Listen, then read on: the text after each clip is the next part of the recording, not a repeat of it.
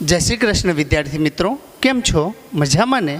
सारूं, त्यारे आजे आपणे धोरण 8 में विषय हिंदी भणीशुं। एमां पांचमो पाठ छे सवाल बालमन के जवाब डॉक्टर कलाम के। એટલે કે આપણે ડૉક્ટર અબ્દુલ કલામ હતા એ બધા બાળકોને મળવા જતા હતા અને જ્યારે મળવા જતા હતા ત્યારે બાળકો એમને અલગ અલગ પ્રકારના સવાલો પૂછતા હતા અને ડૉક્ટર કલામ પણ એમને આત્મસંતોષ થાય એવા સારા એવા જવાબ આપીને સમજાવતા હતા। બહુ સરસ મજાનો પાઠ છે। સારું, ચાલો જોઈએ। એ પહેલાં આપણે પાઠના થોડાક શબ્દાર્થની સમજૂતી મેળવી લઈએ। જોઈએ, શબ્દાર્થ આ પ્રમાણે છે। शब्दार्थ जीवंत यानी कि जीवित, जीवंत यानी कि जीवित। वैश्विक विश्व संबंधी, वैश्विक विश्व संबंधी। बृहद यानी कि बड़ा, बृहद यानी बड़ा। विरासत यानी कि धरोहर, विरासत यानी धरोहर। दस्तकार यानी कि शिल्पकार, मूर्ति बनाने वाला होता है वह। दस्तकार यानी शिल्पकार। उत्कृष्ट यानी उत्तम, उत्कृष्ट यानी उत्तम। विघ्न यानी बाधा, विघ्न यानी बाधा। इस पाठ का साहित्य प्रकार है साक्षात्कार। साक्षात्कार यानी कि हम किसी का इंटरव्यू लेते हैं वह। तो यहाँ पर डॉक्टर कलाम है, वह जाते हैं तो बच्चे उनका इंटरव्यू लेते हैं, उन्हें अलग अलग प्रकार के सवाल पूछते हैं। पात्रों के नाम कुछ इस प्रकार है, प्रश्नकर्ता और डॉक्टर कलाम। तो आइए आज हम पाठ के बारे में जानेंगे। प्रश्नोत्तरी शैली में प्रस्तुत यह साक्षात्कार डॉक्टर अबुल पाकिर जैनालुद्दीन अब्दुल कलाम से बच्चों की बातचीत पर आधारित है। એટલે કે આ પાઠ છે એ વાતચીત શૈલીમાં લખાયેલો છે। જે પ્રમાણે આપણે વાતચીત કરતા હોય એવી લખવાની એક શૈલી આવે છે, એમાં લખાયેલો છે। यह बातचीत तब संपन्न हुई थी जब डॉक्टर कलाम राष्ट्रपति पद पर आसीन थे। એટલે કે આ વાત ત્યારની છે જ્યારે ડૉક્ટર કલામ હતા તે આપણા રાષ્ટ્રપતિ હતા। वे बच्चों की जिज्ञासाओं का तुरंत उत्तर देने के लिए सदैव तत्पर रहते थे। बाळकोना मननी अंदर जे पण सवालों होय ए सवालोना जवाब तात्कालिक आपवा माटे मानता हता। सारूं, चालो आपणे पाठनी समजूती मेळवीए। प्रश्नकर्ता आर अरविंद, कक्षा 3 सेट, मैथ्स स्कूल, चेन्नई। प्रश्न है उनका, क्या आप अपने बचपन की कोई यादगार घटना हमें सुना सकते हैं? बाळकोए केवो सवाल कर्यो कि तमारा बचपननी कोई एवी वार्ता छे, घटना छे जे तमे अमने समझावी सको, संभळावी सको? डॉक्टर कलाम, कक्षा 5वीं के मेरे शिक्षक श्री सुब्रमण्यम अय्यर की एक बात मुझे याद है। हवे જ્યારે 5મા ધોરણમાં ભણતા હતા ત્યારે એમને એક વાત યાદ હતી। एक दिन कक्षा में वे हमें यह बता रहे कि कोई पक्षी कैसे उड़ता है। એટલે કે એમના સાહેબ એમને એવું શીખવાડતા હતા કે પક્ષી કેવી રીતે આકાશમાં ઉડે છે। उन्होंने हमें रामेश्वरम के समुद्र तट पर ले जाकर इसका जीवंत उदाहरण दिया। रामेश्वर છે ત્યાં એના સમુદ્ર તટ ઉપર એમને લઈને બતાવ્યું કે જુઓ પક્ષીઓ કેવી રીતે ઉડે છે, જીવંત ઉદાહરણ બતાવ્યું। હવે આપણે જોયેલું હોય ક્યારે પણ ભૂલતા નથી, એટલા માટે યાદગાર પ્રસંગ બનીને રહી ગયો। वह ऐसी यादगार घटना थी जो मेरे मन मस्तिष्क में हमेशा के लिए बैठ गई। એટલે કે આવી યાદગાર પ્રસંગ હતો કે એમના મગજમાં હંમેશ માટે બેસી ગયો। इसी से मुझे आगे विज्ञान पढ़ने की प्रेरणा मिली। आ घटनाना आधारे ज एमने आगळ विज्ञान भणवानी प्रेरणा मळी हती। बीजो एक प्रश्न छे, प्रश्नकर्ता सरयू मकर, कक्षा 5, वाल्मीकि नगर हिंदी माध्यमिक शाला, नागपुर। नागपुर की बात है यह। उनका प्रश्न था, बचपन में हमें किस भाषा को प्रमुखता देनी चाहिए? એટલે કે આપણે बचपन होय, बाळपण, એની અંદર આપણે કઈ ભાષામાં ભણવું જોઈએ, કઈ ભાષા વધારે પડતી શીખવી જોઈએ, એ પ્રશ્ન કર્યો.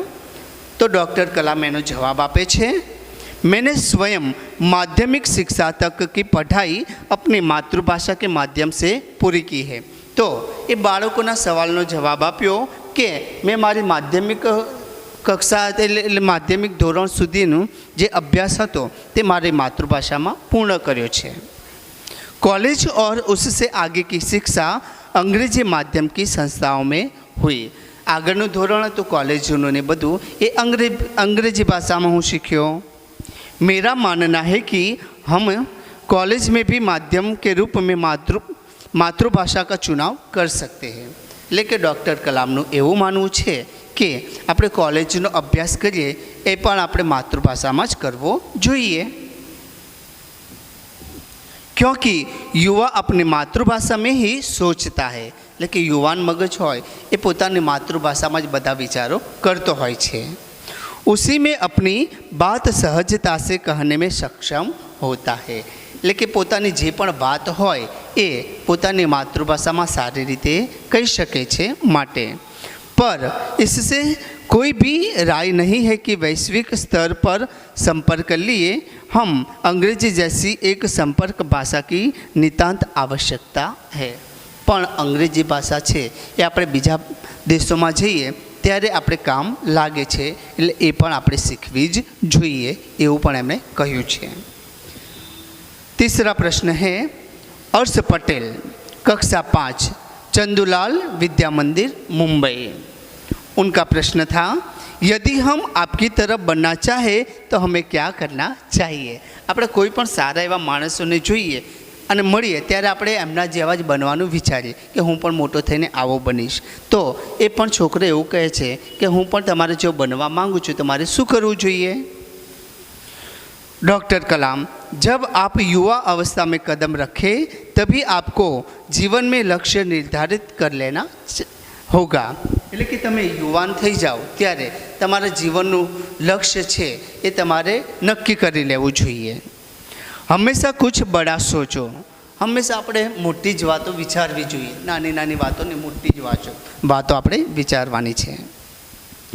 जैसे ही यह अनुभूति हो कि आप आखिर बनना क्या चाहते हैं तभी से उस दिशा में प्रयास और श्रम प्रारंभ कर दो.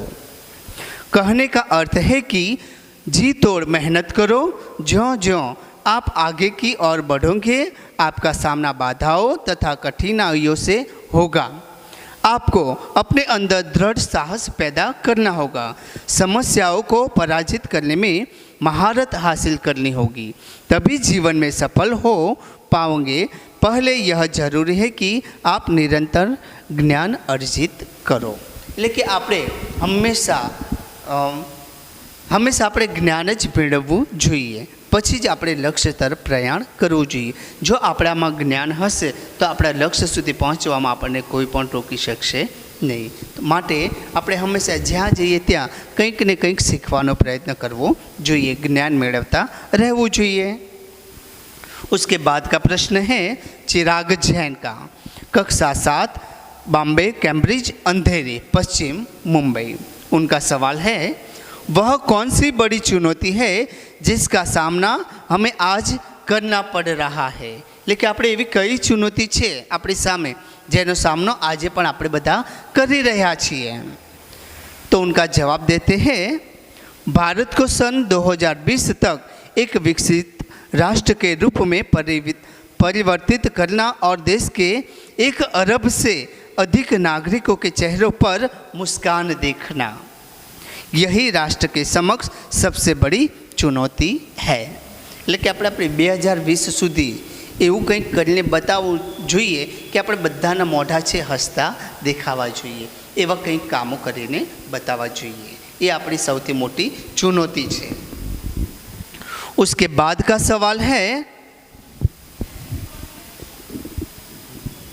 प्रश्नकर्ता हर्ष चांडक, कक्षा 7, डॉक्टर एस राधाकृष्ण विद्यालय, मलाड, मुंबई.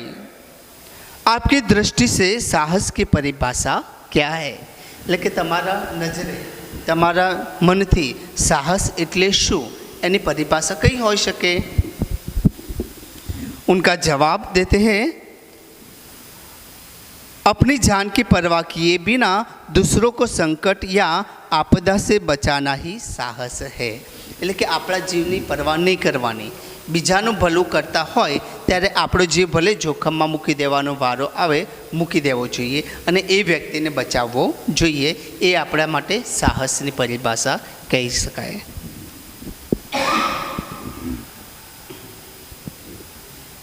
उसके बाद का सवाल है, तरुण पटेल, कक्षा 8, स्वामीनारायण इंडिपेंडेंट स्कूल, लंदन। उनका सवाल है, हम प्रवासी भारतीय मातृभूमि के प्रति गर्व की भावना कैसे विकसित करें? उनका जवाब देते हैं, डॉक्टर कलाम, भारतीय मूल का कोई भी व्यक्ति एक बृहद भारतीय परिवार का अंग है और उसे हमारे देश की सांस्कृतिक विरासत पर गर्व है। सौभाग्य से आप लोग ऐसी स्थिति में हैं कि अपनी मातृभूमि से अच्छी तरह से जुड़े हुए हैं और यही आपके लिए गौरव की बात है। लेकिन अपना देशનું ક્યારે પણ નીચું પડવા દેવું જોઈએ નહીં। કોઈ પણ વ્યક્તિ પૂછે તો આપણા દેશની સારી એવી વાત જ કરવી જોઈએ, એના વિશે આપણે જણાવવું જોઈએ। उनके बाद का सवाल है, सत्यम, कक्षा 10, जिला स्कूल, मुंगेर। उनका सवाल है, जो भी बच्चे आपसे मिलते हैं वे कहते हैं कि एक प्रसिद्ध वैज्ञानिक, इंजीनियर, डॉक्टर आदि बनना चाहते हैं। એટલે તમને કોઈ પણ છોકરો મળે તો એ સારી એવી પોસ્ટ ઉપર નોકરી કરે એવું બનવા માંગે છે, पर किसान, मजदूर और कलाकार भी किसी राष्ट्र के लिए उतने ही महत्वपूर्ण हैं। हम ऐसे ही परिवारों से आते हैं, हमारे लिए आपका क्या संदेश है? એટલે કે પણ કોઈ ખેડૂત, કલાકાર કે મજદૂર બનવા માંગતા નથી હોતા, તો અમે એવા બધા પરિવારથી જ આવીએ છીએ, તો અમારા માટે તમારે શું સંદેશ આપવો જોઈએ? એવો એક સવાલ કરે છે। डॉक्टर कलाम उनका जवाब देते हैं, डॉक्टर कलाम उनका जवाब देते हैं, किसान, मजदूर, कलाकार और दस्तकार यानी कि शिल्पकार, ये सभी हमारे राष्ट्र के अभिन्न अंग है। राष्ट्र निर्माण में हमें उन सभी को सेवाओं की समान रूप से दरकार है। आप सभी को चाहिए कि अपने अपने क्षेत्रों में खूब उन्नति करें। તમે ગમે તે ક્ષેત્રોમાં હોય પણ તમારે પ્રગતિ કરવી જ જોઈએ, એ જ મારી સલાહ છે તમને। उसके बाद का सवाल है, रोहित चतुर्वेदी, कक्षा 11वीं, इस्लामिया इंटर कॉलेज, इटावा, वहाँ से है। उनका सवाल है, आप कहते हैं कि भारत 2020 तक विकसित राष्ट्र बन जाएगा, पर निरंतर बढ़ती जनसंख्या और बेरोजगारी इसे संभव होने देगी। लेकिन તમે એવું કહો છો કે 2020 સુધી આપણો દેશ છે ભારત એ સંપૂર્ણપણે વિકસિત થઈ જશે, પણ અત્યારે આ બેરોજગારી વધી રહી છે અને જનસંખ્યા પણ વધી રહી છે, તો શું આ શક્ય છે ખરા? તો એનો જવાબ આપતા ડૉક્ટર કલામ એવું સમજાવે છે કે डॉक्टर कलाम, विकास स्वयं जनसंख्या वृद्धि को रोकने की अचूक औषधि है। इससे जन शिक्षा, विशेषकर स्त्री शिक्षा की बात भी सम्मिलित है। इससे छोटा परिवार, सुखी परिवार की मान्यता को बल मिलता है। આપણે સ્ત્રીઓને શિક્ષણ આપીશું તે એ લોકો જ્ઞાન મેળવશે અને એનાથી આપણા દેશની જનસંખ્યા છે તે ઓછી થશે। भारत 2020 का मिशन यहाँ के युवाओं को रोजगार के पर्याप्त अवसर सुलभ कराएगा। ग्रामीण क्षेत्रों में बड़ी संख्या में उद्योग धंधे स्थापित किए जाएंगे, जिससे उन क्षेत्रों में रोजगार के प्रचुर अवसर पैदा होंगे। એટલે કે અત્યારે આ બધું ચાલી રહ્યું છે, તો એના જવાબમાં આપણે શિક્ષાનું પણ જોરશોરથી ચાલી રહ્યું છે, તો બધા શિક્ષિત થશે તો ગામડાઓની અંદર નવા નવા ઉદ્યોગોની સ્થાપના થશે, તો આનાથી આપણે બેરોજગારીનો પ્રશ્ન છે એ પણ હલ થશે। उसके बाद का प्रश्न है अर्श मेहता, कक्षा 12वीं, तेजस हाई स्कूल बड़ौदा से। उनका सवाल है, आपको ऐसा क्यों लगता है कि 2020 तक भारत विकसित राष्ट्र बन जाएगा? सरस मजानो सवाल कर्यो एणे कि तमने एवुं केम लागे छे कि 2020 सुधी आपणो देश छे ए संपूर्णपणे विकसित थई जशे? तो उनका जवाब देते हुए डॉक्टर कलाम कहते हैं, भारत की जनसंख्या 1 अरब से अधिक है। इससे 54 करोड़ लोग 25 वर्ष से कम आयु के हैं। ये हमारी राष्ट्रीय शक्ति है। भारत को 2020 तक विकसित राष्ट्र में परिवर्तित करने के लिए हमारे पास प्रचुर प्राकृतिक संसाधनों के साथ ही सुनियोजित खाका भी उपलब्ध है। 54 करोड़ युवाओं के विचारों की एकता निश्चित ही इसे विकसित राष्ट्र में परिवर्तित करने में सफल होगी। लेकिन 54 करोड़ જેટલી વસ્તી છે એમાં તો અડધી સંખ્યા છે યુવાન લોકોની છે, તો એ લોકોના વિચારો પણ સારા હશે જેથી આપણા દેશની પ્રગતિ થઈ શકશે। માટે બેરોજગારીના સવાલો છે, બીજી બધી સમસ્યાઓ છે, બધી જ સમસ્યાઓનું સમાધાન આપણને મળી જશે, તો એની ચિંતા કરવાની આપણે કંઈ જરૂર નથી। उसके बाद का प्रश्न है एस कार्तिक, कक्षा 12वीं, Amar Jyoti English high school Bengaluru, वहाँ से। उनका सवाल है, कई छात्रों के बड़े बड़े लक्ष्य होते हैं पर आर्थिक तथा अन्य समस्याओं के कारण वे उन्हें प्राप्त कर नहीं पाते। वे अपना लक्ष्य आखिर कैसे प्राप्त करें? એટલે કે કેટલાય છોકરાઓ એવા છે કે જેમના સપનાઓ મોટા મોટા છે અને પૂરા કરી શકે એમ છે, પણ એમને પાસે પૈસો નથી, તો એ લોકો પોતાના સપના કેવી રીતે પૂરા કરી શકશે? એનો જવાબ તમે અમને આપો। તો उनका जवाब देते हुए डॉक्टर कलाम कहते हैं कि स्कूल में पढ़ाई में अच्छा प्रदर्शन करने पर छात्रवृत्ति प्राप्त होगी। એટલે કે આપણે જો શાળાની અંદર સારો એવો અભ્યાસ કરીશું તો આપણને સ્કોલરશિપ મળશે। साथ ही उच्च शिक्षा के लिए बैंकों से ऋण लेने हेतु पात्रता भी बनेगी। એટલે કે જો આપણે બેંકમાંથી પણ લોન લેવી હોય તો પણ મળી જશે। जीवन में ऊंचा लक्ष्य निर्धारित करने पर बाधाओं तो आती है, पर हमें कठोर परिश्रम और उत्कृष्ट कार्यों से इन्हें पराजित करना होगा। विघ्न बाधाओं से व्यक्ति को पराजित नहीं होना चाहिए। આપણા જીવનમાં જે લક્ષ્ય નિર્ધારિત કરી હોય અને એને મેળવવામાં ગમે તેવી બાધાઓ આવે, મુશ્કેલીઓ આવે, પણ આપણે એનાથી ડરીને પાછા વળી જવાનું નથી, એની સામે લડવાનું છે। उसके बाद का सवाल है मिथुन के द्वितीय वर्ष EICT अमृतापुरी से। उनका सवाल है, भारत को विकसित राष्ट्र बनाने में राजनीतिज्ञ की क्या भूमिका होनी चाहिए? એટલે કે આપણા ભારત દેશને રાજનીતિજ્ઞપૂર્ણ બનાવવો હોય તો એની ભૂમિકા શું હોવી જોઈએ? तो उनका जवाब देते हुए डॉक्टर कलाम कहते हैं कि जिम्मेदार राजनीतिज्ञ दूरदर्शितापूर्ण नीतियाँ बनाता है। महात्मा गांधी ने निष्ठा के राजनीतिक सिद्धांत को सत्य, अहिंसा तथा निस्वार्थ भावना में ढालते हुए ब्रिटिश शासनों के विरुद्ध अपनी लड़ाई छेड़ी थी। वर्तमान राजनीतिज्ञों को अपने कठिन परिश्रम, उत्कृष्ट और पारदर्शी कार्यों से मार्गदर्शन देना होगा। लेकिन અત્યારના નેતાઓ છે એમને પોતાના કાર્યો દ્વારા બીજાને કંઈક સંદેશ આપવો જોઈએ, એવા સારા એવા કાર્યો કરીને એમને બતાવવા જોઈએ। साथ ही गरीबी रेखा से नीचे रहे लगभग 26 करोड़ भारतीयों के उत्थान के लिए भी कार्य करना होगा। એટલે કે 26 કરોડ જેટલા ગરીબ લોકો છે એમને પ્રગતિ થાય, એમનું જીવન સારી રીતે जीवी શકે એવા પ્રયત્નો પણ આપણે કરવા જોઈએ। उसके बाद का सवाल प्रश्नकर्ता श्री नंदिता सुबी, तृतीय वर्ष MGR इंस्टीट्यूट चेन्नई से। उनका सवाल है, रक्षा की दृष्टि से विजन 2020 का लक्ष्य पाने में महिलाओं की क्या भूमिका हो सकती है।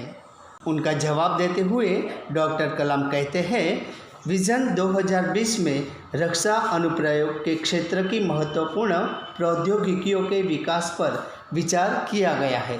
राष्ट्रीय सुरक्षा की बात भी विजन 2020 का एक अभिन्न अंग है। सशस्त्र सेनाओं में नियुक्ति के लिए पुरुष और महिलाओं के आधार पर कोई भेदभाव नहीं किया जाता। तीनों सेनाओं में पर्याप्त महिला अधिकारी नियुक्त है। राष्ट्रीय रक्षा क्षमताओं में वृद्धि के लिए महिला उच्च स्तरीय सामरिक सेना बहुगुणक उपकरण पर कार्य करके भी अपना योगदान दे सकती है। એટલે કે તે ત્રણેય સેનાઓ છે એની અંદર આ મહિલાઓ સ્ત્રીઓ છે એ પોતાનું યોગદાન આપી શકશે। उसके आगे का सवाल है, जोधपुर दौर पर डॉक्टर कलाम से एक बच्चे द्वारा पूछा गया प्रश्न। उसका प्रश्न है, क्या हम अति विशिष्ट व्यक्तियों के दौर पर हो रहे अनावश्यक खर्च कम नहीं कर सकते। એટલે કે આપણે મહત્ત્વપૂર્ણ જે વ્યક્તિઓ છે એની ઉપર જે આપણે વધારાના ખર્ચાઓ કરીએ છીએ શું તે ઓછા ન થઈ શકે। उनका जवाब देते हुए डॉक्टर कलाम कहते हैं कि तुमने इस मंच पर एक बड़ी सी कुर्सी देखी होगी, वह कुर्सी अब वहाँ पर नहीं है। ठीक ऐसे ही अनुपातक चीज़ों पर हो रहे अनावश्यक खर्च भविष्य में नहीं होगे। એટલે કે તમે આ બધા ખર્ચાઓ જે વધારાના થાય છે હવે પછી ભવિષ્યમાં એવા ખર્ચાઓ ક્યારે પણ જોવા મળશે નહીં। સારું, ત્યારે બાળ મિત્રો આજે પાઠ ભણવાની તમને મજા આવી હશે। નવા લેક્ચરમાં ફરીવાર મળીશું, ત્યાં સુધી આવજો। જય શ્રી કૃષ્ણ।